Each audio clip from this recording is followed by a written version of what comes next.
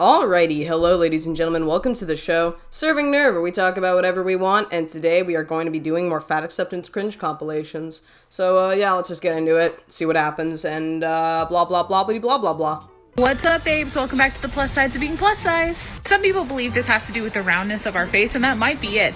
But fat people are looked at as inherently more trustworthy. We oftentimes have a lot better balance than our thin counterparts because we have a lot more weight holding us to the ground and keeping us stable. So biking, boating, helping people lift things is a lot easier for us. Because of our better vitamin absorption as well as... I love how we just like to lie now, don't we? Listen, I'm a klutz at heart, so I'm not one to say that my balance would be better than a fat person's because it's the equivalent to a child that just learned to walk. But at the end of the day, I'm pretty sure this is not at all comparable. Like, I'm not gonna be a dick when I say this, but if you've got more body weight on you, the likelihood of you getting more toppled over seems a little higher, especially when it comes to height. Height is a big factor in your center of gravity from what I could expect. Like, the taller you are, the more likely you are to get a little bit, noodled in one direction or the other. Is that sensible to say? I just feel like this is ridiculous. Like, you can't even make these claims, dude. You can't make these claims. What are we talking about? helping people lift things is a lot easier for us. Because With all the back pain that you might be experiencing? Oh yes, I'd assume so, of course. You have more weight you have to carry around already. So how on earth... I just don't understand. Like, you have to carry around more weight and then you're lifting more weight. I don't know what people are talking about anymore. It's just silly. It's just silly. Muscle is your, point of strength. The more muscle, the merrier, all right? And the more strength that you have through repeated exercises is also fantastic. I do not think that being fatter will mean that you can, pick up more weight than somebody who is a smaller counterpart than you, unless you're consistently lifting heavier weight, I guess, through being morbidly obese. I just don't know. This just doesn't make any sense to me whatsoever. And also, when you're fatter, usually you have to work harder for everything. So would you be able to also exceed your skinnier counterpart by working even harder to lift the same amount of weight that they're also lifting? This would also depend on physical activity levels, but I just don't get it, man. This doesn't make any sense. Also, your stamina's worse. Because of our better vitamin absorption as well as our really strong cell structures because of the extra fat in our body, we often don't have nearly as many problems with our hair, skin, and nails.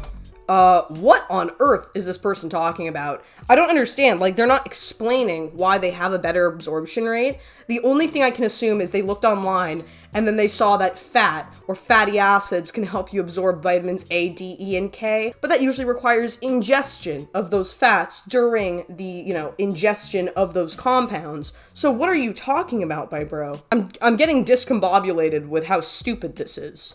Maybe I just have a big ego, but I love living in people's heads rent-free. I haven't talked about this one nearly as much because there's still a lot of research going into it, but we should talk about the obesity paradox. Obesity paradox has come around because... I love how obesity paradox, sucking dicks, sucking cocks, bro. And also, living in people's head rent-free, I don't think people like this do that. They're just somebody who ended up on a TikTok cringe compilation and probably have a TikTok account, so they obviously are circulated around on the internet and then drowned out by other people who happen to also be on these cringe compilations. But the only factor that I can say is the flashy eyebrows, hair, and masses of tattoos probably would perpetuate you to be a little bit more eye-catching than others. I'm just saying. I don't know, man. I just think it's silly.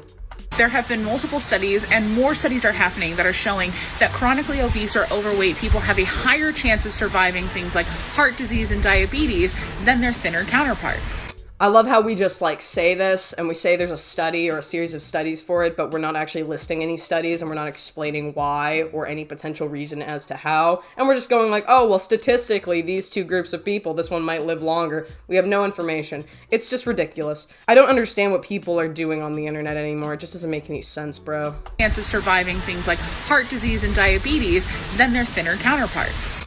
Are you ready for another plus sides of being plus size? Because I am. So oftentimes with straight men, they really are only nice to women that they find attractive. So since I am deemed an unattractive class of people, I have an instant radar at any time. I also, in spite of not being morbidly obese, am not particularly hot in the eyes of many, but personality does strike. I gotta say, personality is what makes people be assholes the most to you. If you have a shit personality, it's over. I don't know, man. I just think it's a little silly.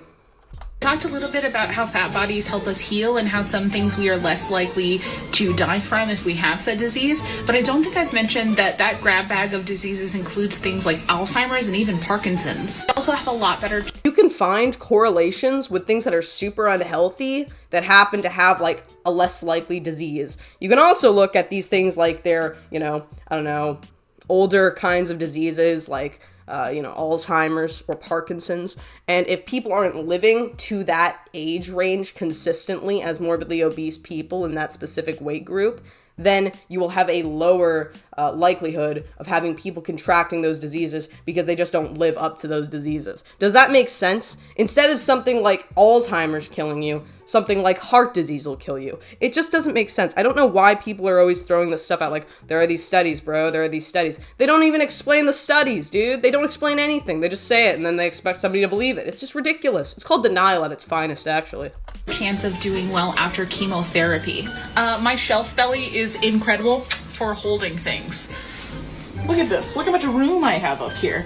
I can hold... Dude, it's a slant. You can't even put a cup on there. Dude, you got the slant, my guy. Like, you can't put a cup on there. What are we doing? And also, why use your stomach as a table when you can just use a table as a table? It's just, why are we trying to make ourselves into furniture?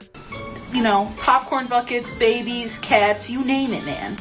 It never fails that anytime I talk about my eating disorder or all the things I used to do to lose weight, at least one person will pop their head out of the ground just to say, you know, you can lose weight in a healthy way. It doesn't need to be so extreme.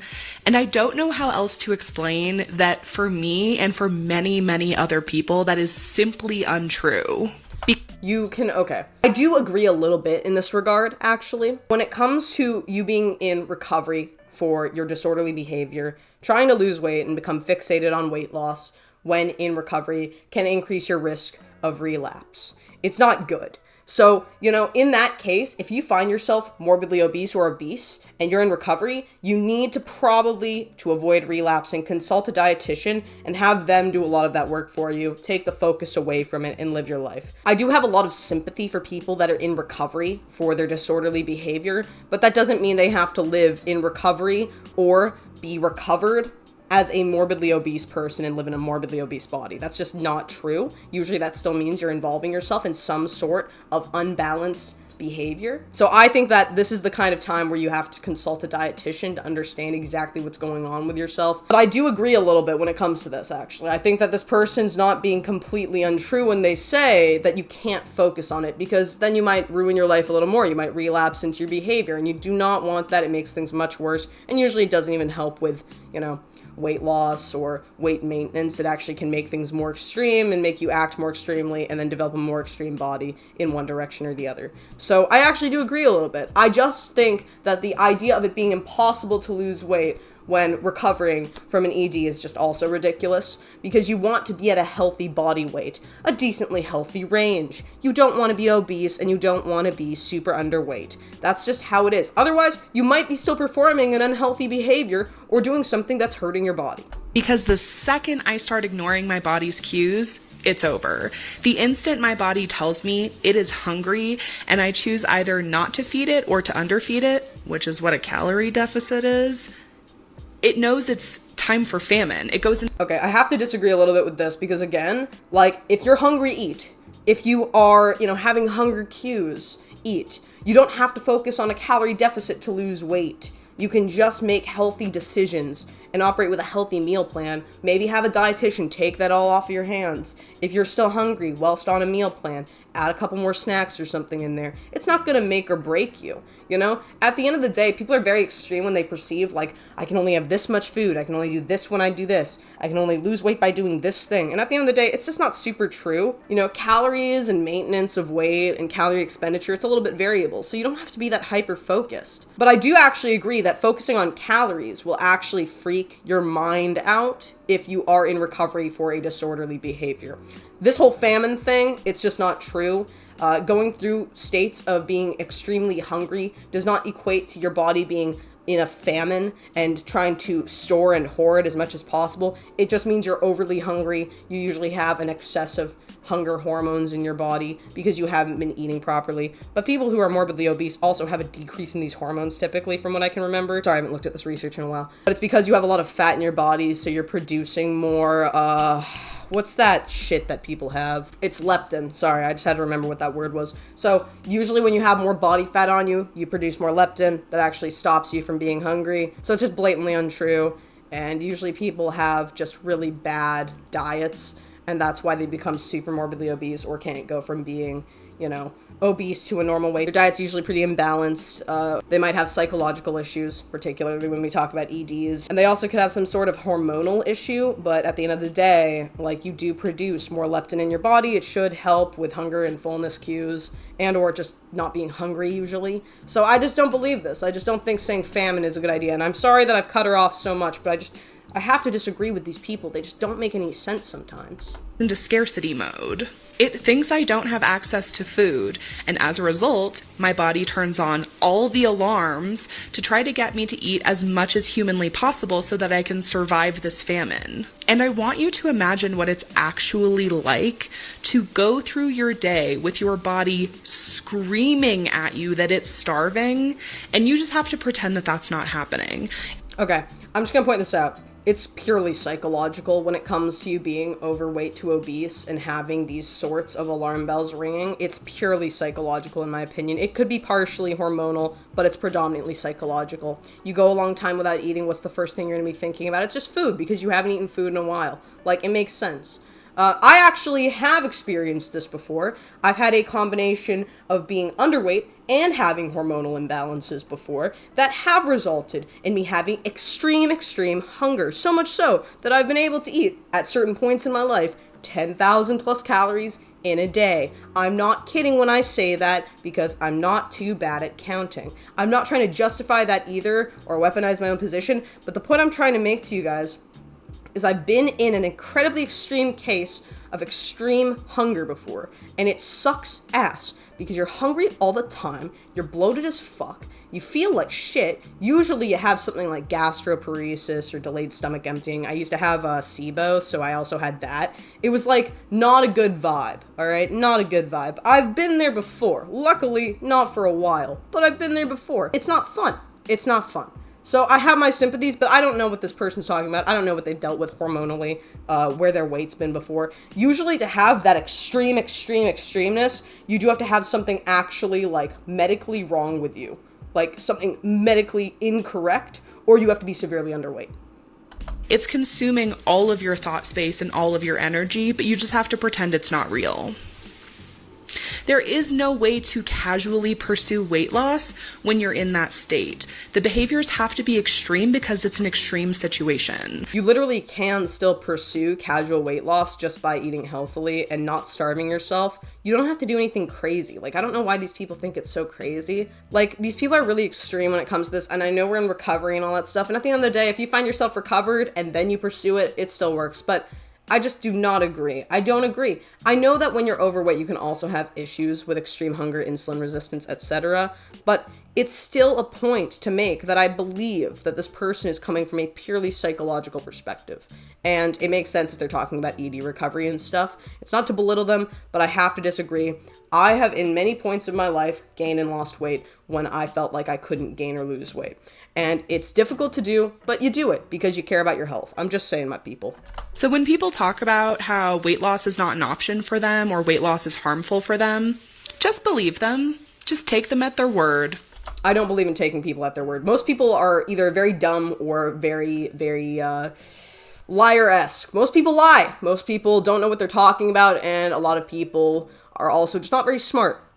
I believe that if a person says this, they need to be going through medical intervention or some sort of dietary intervention with a professional. And at that point, then yeah, completely out of our hands. And I mean, we're all online. We all try to act like we know everything. I don't know everything about anybody, you know? I don't know anything about everybody. I don't know shit. But I am saying this. It's just ridiculous to say that we should just take people at their word just because they come from a specific background.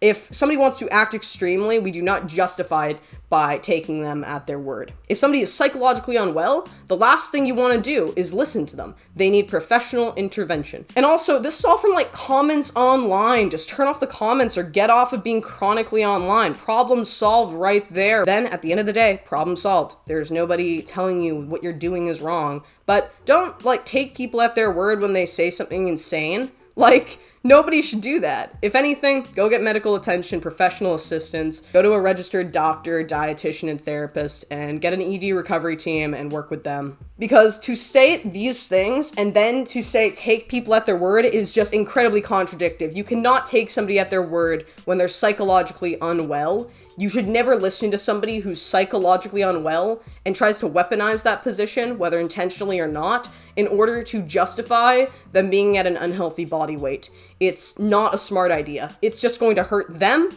and it's going to make you a doormat for people to walk all over you and then manipulate you with words. Especially when they shouldn't be, because they're not in a good headspace to make any justifiable claims whatsoever. I'm just saying, my people. I don't think this is a smart idea. You should not listen to people when they're psychologically unwell.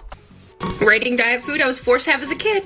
With all being said, I really fucking love all of these chips, especially these motherfucking Cheetos. These taste so much better than regular Cheetos. I don't know why. I think it's just more crunchy, less oily. It's just like delicious.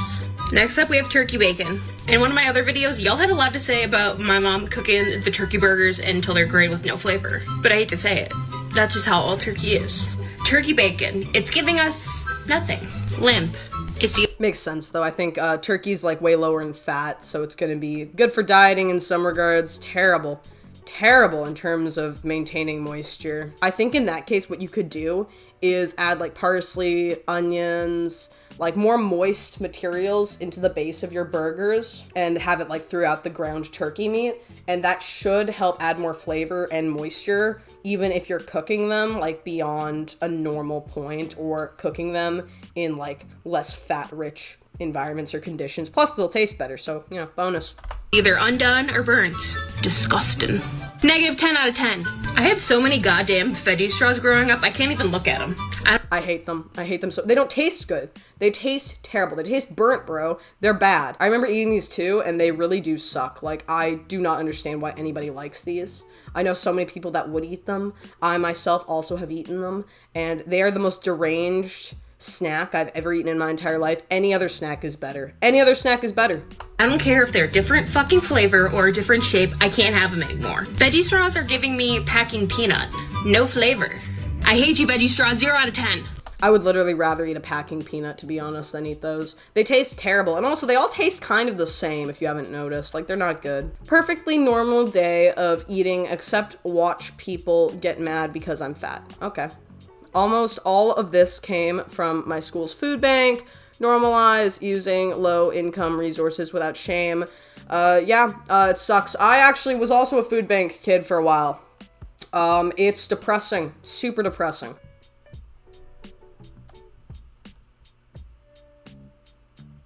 I also have my sympathies, because one thing I need you guys to know is that the food that you get from food banks is not really healthy food. It's super shelf-stable.